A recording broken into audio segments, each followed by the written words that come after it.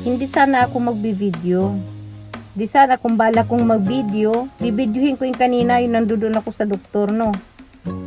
At syempre, baka hindi rin ako payagan ng doktor, hindi rin allowed na mag-video. Syempre, I need content, kaya bibidyo ko. Ayun, asawa ko nandiyan, no? Ayun ko ginagawa namin dito sa phone. Waiting sa time para kay Marian.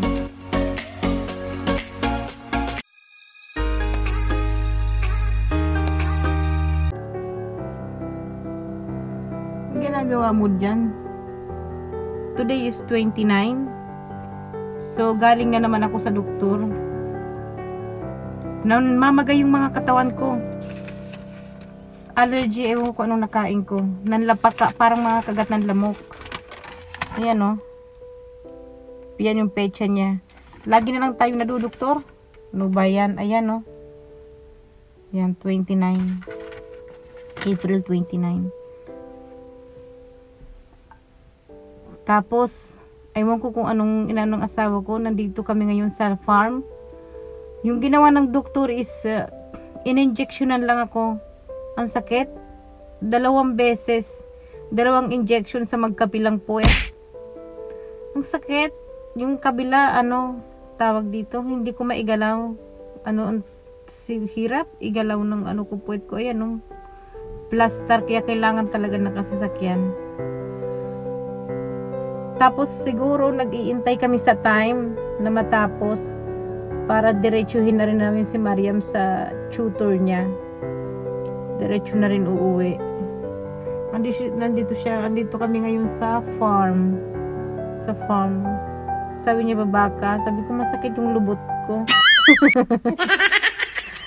Grabe walang ayos si lola mo. Masama ang pakiramdam ko. Grabe lagi na lang ako nadudoktor. Ano ba naman tong matandang to?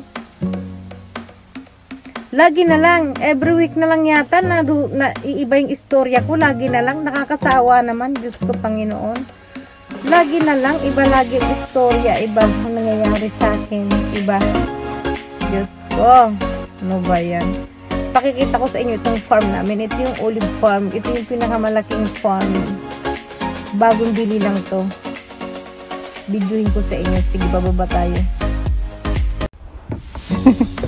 Lalabas pa lang ako sa sasakyan. Papasok na siya. Sabi ko magbibideo sana ako. Dumating ka na. Pumasok na siya.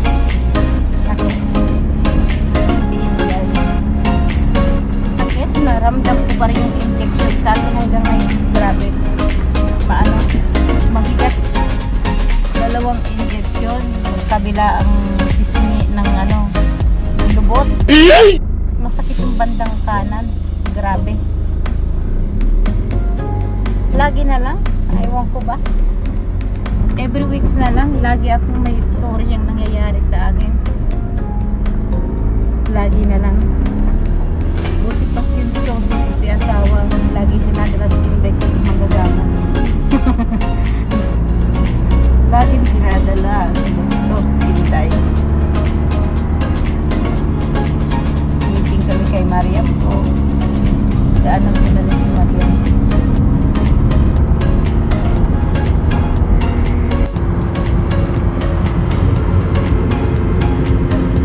Ganda ng view. Ito yung lugar ko dito. Where?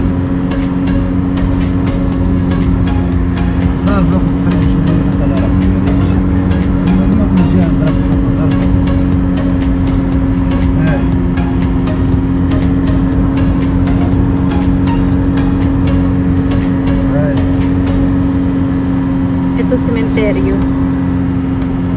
Yan. Yan. Ayan yung مانيش عارف أكثر مش كان ود الوضع ولا شيء وراح mainit yung وقع ayan yung center na pinuntahan ko kanina. Ayan. Dito ako nagpa-check up. Yan. Yan.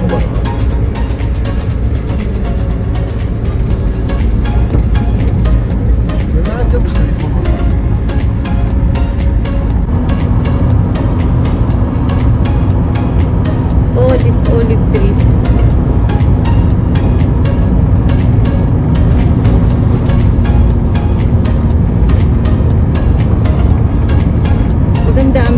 pagbalik marumi lang yung ano, salamin na. Yung gitara ng sakyan. Marumi. Ang sama ng pakiramdam ko, ang tamlay-tamlay ko. Pinunchikan ako, ang sakit. Sabi ko kay Tarik, hindi ako binigyan ng gamot. Sabi niya, if in case daw na hindi maganda yung ano, injection, balikan naman ako doon.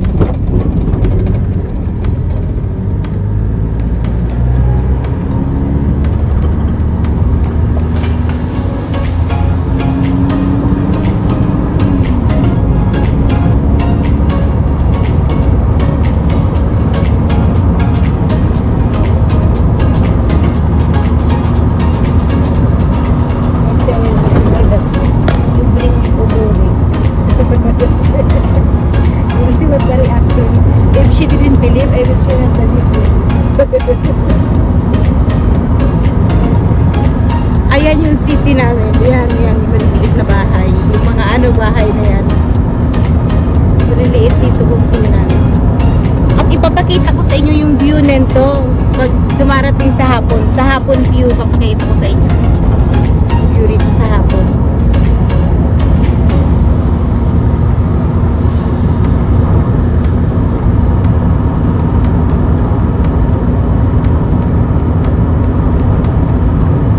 Ito yung life namin dito. Sobrang simple.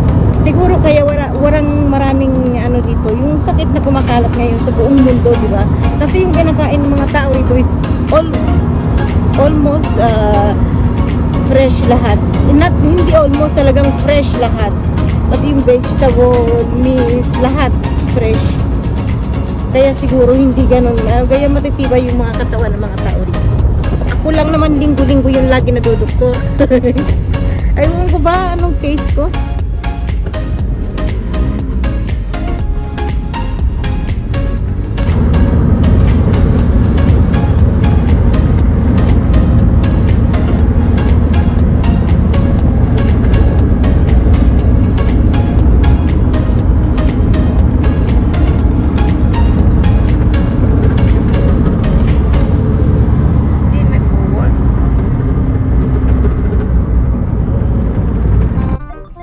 Dito na kami sa city namin. Yung ama kinukuha yung anak. Ayan o. Yan siya o. Sabi ko, puntahan mo.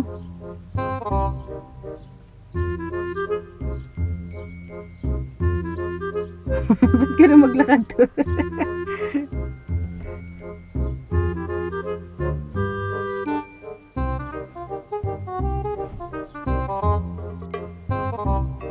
Yun. Andun siya o, sinusundo niya yung anak niya.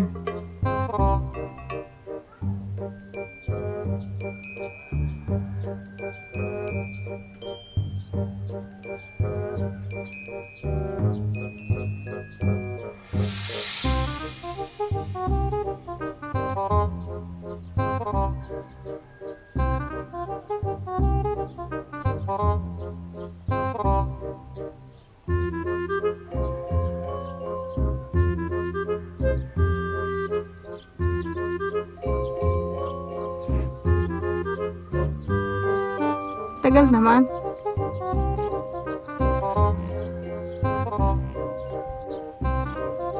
Ayan na silang dalawa.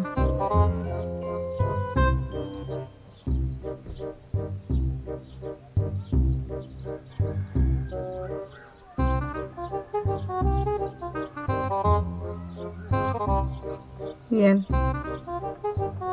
Asarin ko yan.